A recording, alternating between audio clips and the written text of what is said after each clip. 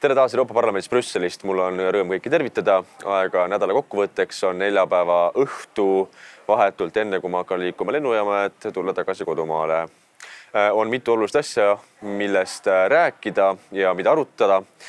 Esimene asi on kahtlemata esmaspäeval laekunud vastus Euroopa Komisjonilt minule seoses kirjaliku küsimusega, kui ma pöördusin Euroopa Komisjoni poole seoses ajakirjanike kohtule andmisega Rootsis. Me räägime ajakirjanikest, kes siis tõid päevavalgele uued faktid Estonia laevahukust, et laeva pardas on vähemalt üks, kui mitte rohkem auku, mida siiamaani keegi ei teadnud või avalikkus ei teadnud tegelikult. Ja kuna need ajakirjanikud on antud kohtu alla Rootsis, neid ähvardab vanglakaristus, mis ilmselgelt me saame aru, et see on poliitiline protsess, sest mitte ükski normaalne riik ei ähvarda vangi panna ajakirjanikke või inimesi, kes toovad päevavalgele uusi fakte, mis seavad kahtluse alla need ametlikud teooriad laevahukust, kus hukkus vähemalt 852 inimest, kui mitte rohkem, sest teatavasti ka mõned inimesed kadusid peale laevahukku jäljetult, kes küll algselt pääsid, aga pärast pandi surnute nimekirja. Seega ligi 9 inimest suri viimaste aastakümnete kõige suuremas tragöödias ja katastroofis ja kui on olemas faktid, mis võiksid ümber lükata ametliku teooria ja võib tõsta üles küsimuse, et ehk oli tegemist hoopis massimõrvaga, siis need ajakirjanikud antakse kohtu alla ja ähvardatakse vangi panna. Ja kuna Euroopa Komisjon ja Euroopa Liit tervikuna üritab ju väga eesrindlikult võidelda kõikide ajakirjanike õiguste eest, sõnavabaduse eest, niivõrd kuivõrd, eks ole, sõltub sellest, et mis ideoloogiat sa kannad, kuid vähemalt printsiibis, retoorikas räägitakse sõnavabadusest, demokraatiast, õigusriiklusest, siis kirjutasin tõesti paar kuud tagasi kirjaliku küsimuse Euroopa Komisjonile, et kuidas Euroopa Komisjon suhtub Rootsi õigussüsteemi, mis ähvardab kinni panna ja istuma panna mitmeks aastaks ajakirjaniku, kes ähvardab oma avastustega ümber lükata ametliku teooria, ehk siis Rootsi teooria laeva hukust, mis lihtsalt läks põhja tormi käigus. Ja esmaspäeval tuli sellele vastus. Printsin ka selle vastuse välja, kus algselt loomulikult siis tänatakse väga kena küsimuse eest, et väga tõsine mure, mis puudutab meediavabadust ja ajakirjanike õigusi, kuid lühidalt nendib siis Euroopa Komisjoni asepresident Vera Jourova, et põhimõtteliselt komisjon ei saa kommenteerida käimasolevat kriminaaluurimist Rootsis, aga lihtsalt rõhutatakse kõiki neid dokumente, mis on vastu võetud, mis peaksid rõhutama siis meediavabadust ja ajakirjanike õigusi. Ja põhimõtteliselt kõik. Kujutame ette, kui siuke asi oleks käimas kuskil Ungaris, siis juba käiksid debatid selle üle, et kui palju trahve tuleb kaela väänata ja mida kõike tuleb teha, et ungarlasi tagasi tõmmata õigetele rööbastele, et kaitsta demokraatia vabadust, ajakirjandusvabadust, õigusriiklust ja nii edasi. Kuid Rootsi puhul loomulikult see ei kehti. Seetõttu ma olen üritanud anda oma väikese panuse selleks, et sellele teemale tähelepanu juhtida, kuid kindlasti on siin vaja väga kõvasti tööd teha ja ka ülejäänud riigid peaksid tegelikult tõsiselt pöörama oma pilgud nüüd Rootsi poole, et kas on võimalik, et vangi pannakse ajakirjanikud, kes on kõikide õigustega riskides võtnud ette, et tuua päevavalgele asjaolud, miks hukkus parvlaev Estonia, mis oli Eesti lipu all, mis on põhjas rahvusvahelises vetes ja kus ka Eesti riigil on moraalne ja õiguslik kohustus ja igasugune alus edasi minna uurimisega, sõltumata Rootsi tegevusest või tegevusetusest. Siin on ka muidugi väga palju Eesti uuel valitsusel teha, sest nemad on need, kes peavad hakkama nüüd juhtima selle uurimise jätkamist. Kindlasti ka eelmine valitsus, kus oli Konservatiivne Rahvaerakond ja meil oli ka siseministri koht. Nad üritasid endast parimat anda, kuid loomulikult tuleb nentida, et alati oleks võinud paremini minna ja rohkem pingutada. Teine oluline küsimus on kahtlemata koroonavaktsiin. Vaktsiini kättesaadavus, ka siin Euroopa Parlamendis on sel nädalal hästi teravalt argumenteeritud ravimifirmade käitumise üle, kus siis suured korporatsioonid põhimõtteliselt hüppavad alt ära kokkulepetest ja ei tarni vaktsiine sellises mahus, nagu on algselt lubatud ja mille eest on juba ette ära makstud meie kõikide maksumaksjate taskust. Kõikidest Euroopa riikidest on panustatud rahaliselt, et tagada vaktsiini kättesaadavus. Kahjuks ei ole, aga vaktsiine. Ma tahan ka kindlasti ära mainida selle, mingi see skepsise ühiskondades, mis on vaktsiinide suhtes, et justkui tegemist on väga riskantse asjaga ja et äkki tegemist on ohtlike vaktsiinidega, siis ma pean nentima ja ma tean, et minu avaldus kindlasti väga paljudele või teatud inimestele ei meeldi, siis mina olen põhimõtteliselt vaktsineeritud kõikvõimalike haiguste vastu ja ma siiamaani elan täiesti terve ja normaalse inimesena, vähemalt enda arvates. Alles paar aastat tagasi käisin või eelmise aasta sügisel käisin vaatlemas valimisi näiteks Mosambiigis, pidin vaktsineerima ennast kollapalaviku vastu. Ei juhtunud mitte midagi hullu. Vaktsineerisin ka paar kuud tagasi ennast gripi vastu, kuigi grippi tänu kõikidele maski kandmistele ja käte pesemistele enam liikvel ei ole. Vaktsineerisin selle vastu, polnud ka mitte midagi hullu. Seetõttu mina isiklikult ei ole skeptiline vaktsiinide suhtes, kui need on piisavalt uuritud, tõestatud ja turvalised. Ja ma arvan, et enamus vaktsiine, mis on turule tulnud, on ka piisavalt turvalised, et nad oleks kasulikumad ja efektiivsemad, kui on see oht, milleks on haigus ise. Aga mitte sellest ma ei tahtnud rääkida. Põhiline küsimus, mis on meie probleem, on see, et meil on kogu aeg räägitud, mismoodi Euroopa Liit ühtsena ja tervikuna suudab välja kaubelda palju paremad tingimused, et kätte saada vaktsiine. Teoorias ilus ja armas, parema hinnaga, maksame vähem, saame kiiremini. Praktikas kahjuks see nii ei tööta. Paraku kapitalistlikus süsteemis, vabaturumajanduses saavad ravimifirmad ise otsustada, kellele müüvad ja mis hinnaga müüvad. Ja loomulikult saavad nad hakata ka blokeerima vaktsiinide tarnimist, kui see neile majanduslikult on kasulik ja nad saavad need vaktsiinid müüa hoopis kõrgema hinna eest hoopis muude riikide. Mis selle tulemus on ja lõppjärel on see, et väga paljud riigid iseseisvalt otse läbirääkimistega on saanud palju paremad lepingutingimused, kas või rohkem makstes, aga saades kiiremini vaktsiinid kätte. Kõige parem näide siin muidugi on Iisrael, kus juba pool elanikkonnast on vaktsineeritud ja arvatavasti veebruari lõpuks või märtsi keskpaigaks on terve ühiskond vaktsineeritud. Ei ole tulnud siiamaani ka uudised, et oleks olnud väga suuri kõrvalnähtusid massiliselt inimestel sellest vaktsiinist.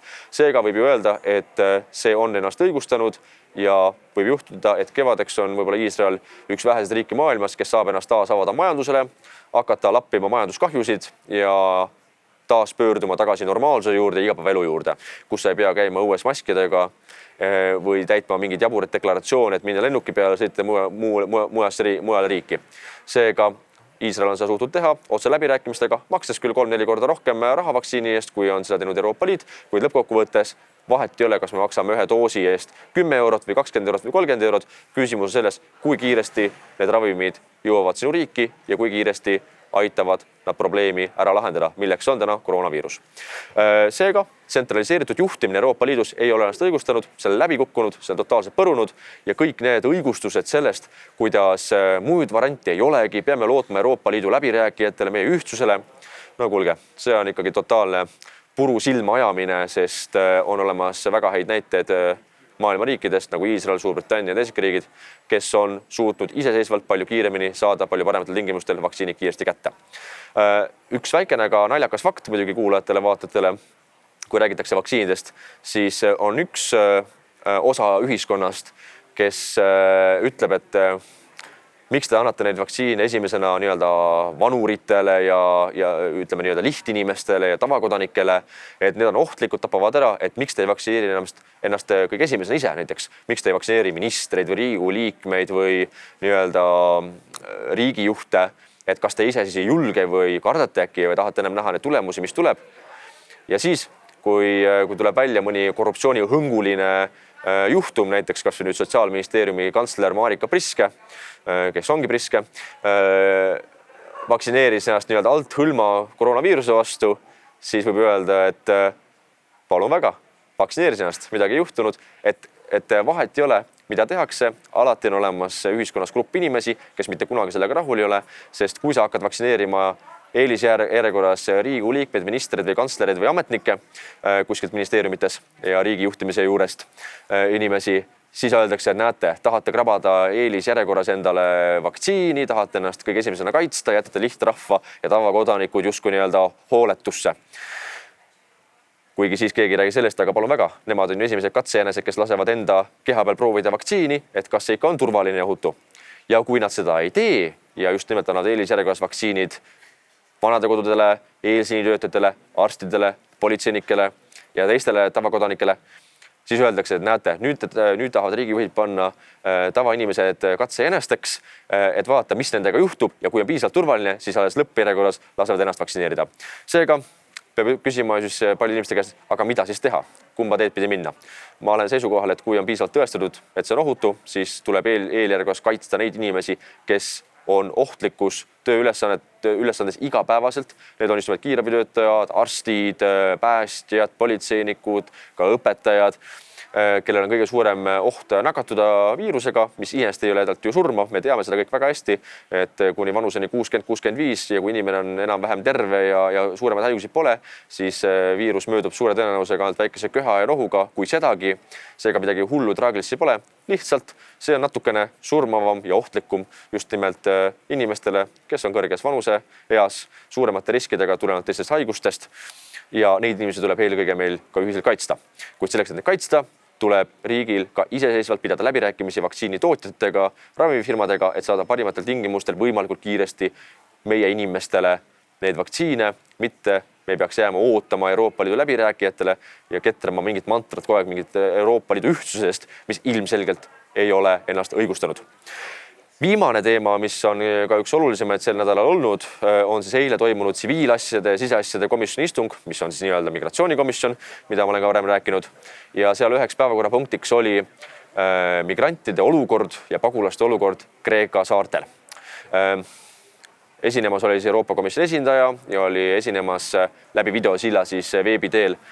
Oli rääkimas ka Kreeka pagulaste nõukogu esindaja, üks kreeklane. Põhiküsimus oli selles, mismoodi Euroopa Liit peaks ühiselt tegelema kõikide migrantide õigustega laagrites, kus neil pole piisavalt peavarju, pole süüa, pole juua, peaks kiiremini tegelema sellega, et kuidas need inimesed saarte pealt viia mandrile või jagada ümber teistesse riikidesse. Ei midagi uut ega üllatavat, see on siin tavapärane filosoofia, millest nemad lähtuvad. Ja minu sõnavõtt, mis oli ka registreeritud, siis mina rõhusin hoopis Frontexile. Frontex on siis teatavasti, kes on varem kursis olnud ja kes ei tea, siis ma selgitan hästi kiiresti lühidalt mõne sekundiga, et ühine piirivalveorganisatsioon, kuhu panustavad kõik Euroopa Liidu liikmesriigid oma maksumaksja rahadega. Näiteks eelmisel aastal 2020 oli Frontexi eelarve 420 miljonit eurot. Ametlikult peaks selle eesmärk olema siis välispiiride tõhus kaitsmine ja migratsiooni haldamine. Reaalsuses on tegemist kahjuks pigem migratsiooniagentuuriga Euroopa Liitu, sest neil pole õiguslikku alust ega volitust reaalselt takistada illegaalset piiriületust, näiteks Egeuse merel, kui migrandid tulevad Türgi mahitusel Kreeka poole või üle Vahemere tulevad Itaaliasse või Hispaaniasse. Ja seetõttu nad pigem lähevad merele, võtavad migrandid pardale ja toovad Euroopa Liidu kaldale. Ja siis hakkame siin neid probleeme lahendama, et mis nendega teha laagrites, mis on elutingimused laagrites, kuhu neid ümber jagada teistesse riikidesse. Aga põhiprobleem on meie piiri valvamisvõimekus, Frontex, kuhu me kõik paneme oma maksumaksjate raha sinna sisse ja see ei täida eesmärki. See ei täida seda eesmärki, milleks ta on üldse loodud ja mis tööd ta peaks tegema. Ja seega oligi minu küsimus selles oma lühikeses sõnavõtus 2 minuti jooksul 2 esinejale Euroopa Komisjoni poolt ja siis pagulasorganisatsiooni volinik Kreekast, et kas nad peavad õigeks olukorda, kus Frontexil pole piisavalt mandaati, et jõuliselt takistada illegaalset migratsiooni, et vältida edasisi probleeme. Sest kui sa takistad illegaalset migratsiooni, lööd sa lõhki ka inimkaubitsemise organisatsioonide äriallikad, sa annad sõnumi kõikidele Aafrika ja Lähis-Ida inimestele, et ei ole mõtet võtta ette seda ohtlikku rännakut, kus nad panevad kogu oma maisevara müüki, et saada viimane raha selle eest ja maksta siis inimkaubitsejatele. See annab signaali, et pole mõtet hakata üldse tulema üle mere, sest te võite ära uppuda ja niikuinii teid Euroopa Liidu sisse ei lasta ja teid viiakse tagasi Liibüa või Kreeka või Türgi või kuskile mujale Lähis-Ida riigi kaldale. Seega ärge üldse proovigi. Ja kas mitte Frontex ei peaks seda tegema? Ja loomulikult selle küsimusele vastust ei tulnud, tõesti üllatus. Libisite väga kiiresti üle vastuste ringis, kui nad pidid vastama siis kõikide esinejate, kõnelejate ja parlamendiliikmete küsimustele. See minu sõnavõtu küsimus on olemas ka sotsiaalmeedias, YouTube'is, kindlasti paljud on seda juba näinud. Kes ei ole näinud, siis vaadake ja kui olete näinud, siis kindlasti jagage ka edasi, et ka võimalikult palju Eesti inimesi oleksid kursis siin toimuvate teemadega. Ja lõppkokkuvõttes nädal hakkab mööda saama, järgmine kuu on juba veebruar, loodame, et elu läheb paremaks, kevad tuleb lähemale. Püsige terved, jagage edasi kindlasti selle nädala kokkuvõtet, et valgustada veelgi rohkemaid inimesi Eestimaal, kes siiamaani sõltuvad võib-olla igapäevaselt Delfist ja Postimehest ERR-ist, et nad saaksid otse informatsiooniga Euroopa Parlamendist ja saaksid kuulda otseallikast informatsiooni, mis siin tegelikult on sündimas ja juhtumas.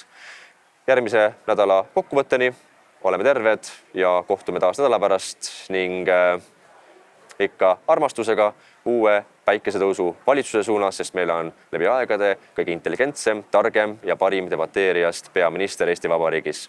See oli muidugi väike iroonia. Olge terved ja kõike head!